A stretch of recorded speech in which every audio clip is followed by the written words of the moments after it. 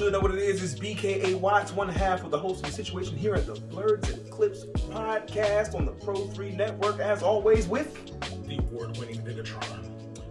We back at you again with some more of that WandaVision episode 7 recap one time player.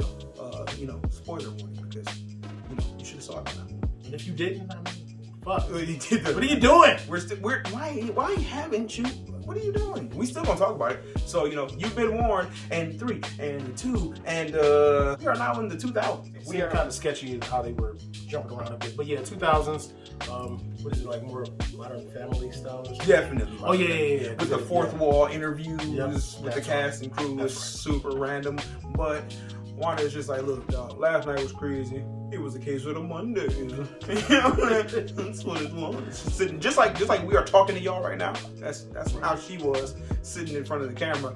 Who's working the camera? Who the hell knows? The kids come wake her up like, hey yo, our game is crazy. Because they was definitely sitting down playing some new shit, and their controllers all of a sudden converted back to GameCube, to Atari, to Uno cards. What the hell? Whatever was going on, it was not right. She like, look fam, I am not getting out this bed. I'm taking a day off. Fuck this. And sends the kids on about their way. Even though her son, Wicked, says, Billy. hey look, something wrong with my head, something going on. Because clearly he is able to pick up on everybody's thoughts and voices and sounds and shit. So his power is freaking out on him a little bit. She ain't really trying to help him. It doesn't seem like, unfortunately. Right. You nosy motherfucker. So the kids go back downstairs and she pulls the blankets off and she still got on her Halloween costume. And she just like, man, what the fuck? Okay. She come downstairs and the boy's like, hey, we're dad. And she like, look, if he don't want to be here, he ain't gotta be here. Alright? She's stressed out with the kids. She goes into the kitchen to go grab some cereal. And when she grabs the milk, it starts to revert back to milk from different time periods. Everything is starting to slip.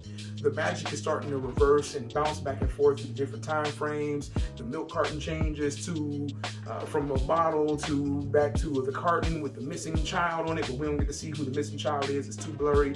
And then it converts back to a milk bottle from like way back in the day. And she just like, fuck it, still eating my cereal, because when the carton changed, the milk didn't expire.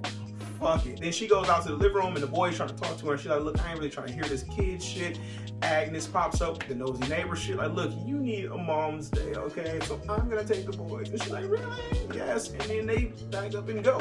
So my bitch. Right. So Wanda get her day at the house, but when she's at the house and the boys are gone, then all of a sudden it gets even slipperier with the magic she losing control of, as everything starts to convert and change back, and it's fucking up, and shit is changing at different ages and times, and the color is changing and fading in and out. I know what you mean. Things do get slipperier when you use the magic. When you use the magic, she has to just kind of get everything back together, and she's trying to ignore the fact that clearly she is losing control of what the fuck is going on around her.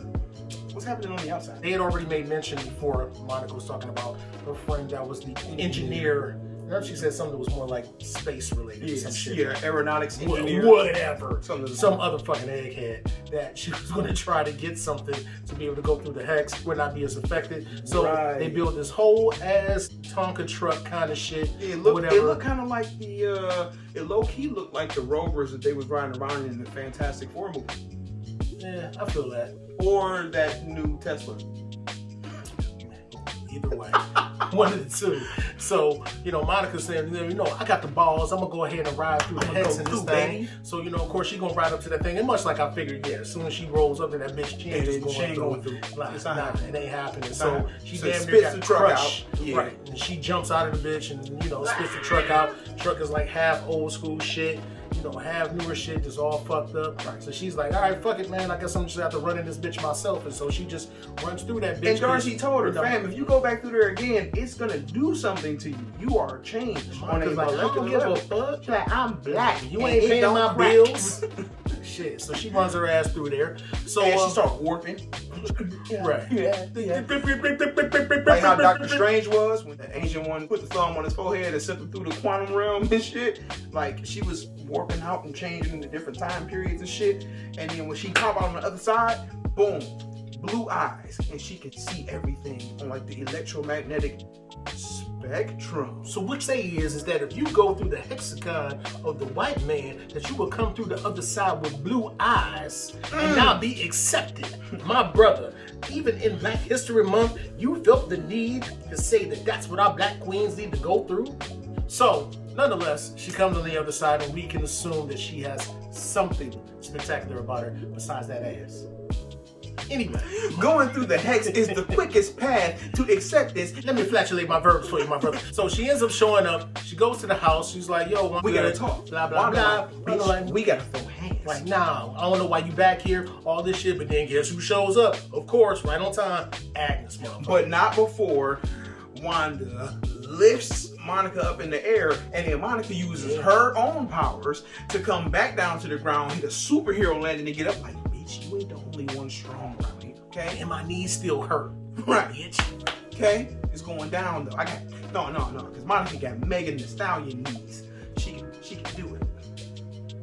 She got Megan Thee Stallion knees. You know, I'm sorry. We are so sorry that you were fired. Cancel me now. Fuck it. Cancel the guys. From there, it was kind of weird that Agnes was just like, and both Wanda was just like, it's cool, you just stand here in front of my house. And they just turned around and walked away.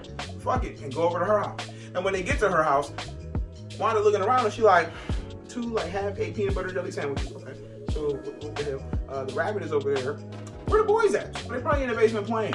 So Wanda then goes downstairs to the basement, and it just gets creepier and darker. There's and all kinds of branches and vines and shit more all over everywhere. dungeony. Like what the fuck? As they get down there, Dark. and then she walks through this room, and then boom, here comes Agnes, and she magics the door closed, and she like, hey, you ain't the only magic bitch around this town. Nice to finally meet you.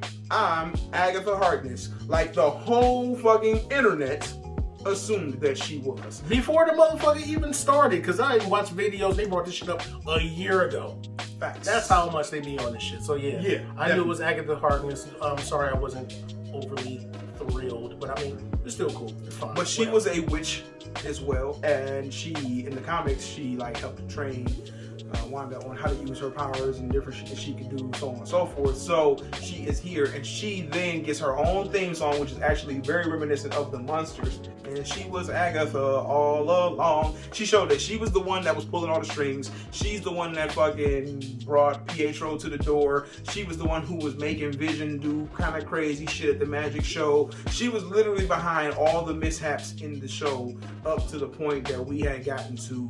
And this was the big reveal of episode 7. Man, I'm sorry, Mom. She's the one that made me touch my penis.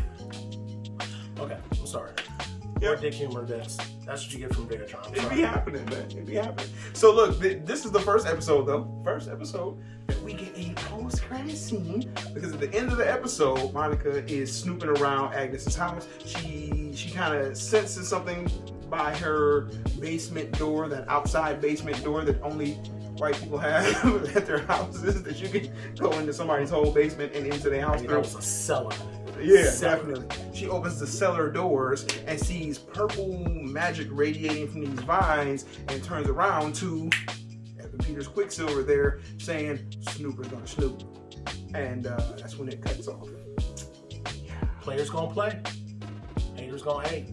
Lovers gonna love, I don't even want none of the above. I want to piss on you. And that's gonna wrap it up for the episode 7 of WandaVision recap from us right here at Blerds and Clips. Sponsored by, hold on, what we wearing? That nice coat. Man, he got that nice coat. I got everything from this View Unity Gaming. You know they game for the babies. Check out View Unity Gaming. You know what it is. Nice Coat Prints, providing you with all the Fuego merchandise. You can go ahead and get their original stuff, or you can get your own merchandise printed up for your business, family reunions, gatherings, schools, etc. So make sure y'all holler at the homies. We appreciate y'all for putting us together one time, and that's how we doing that thing right here at Blerds and Clips. Make sure y'all sending us questions, comments, concerns, and subjects at blerdsandclips@gmail.com. I am BKA Watts. This is the award-winning Bigatron. Holla at y'all for episode 8.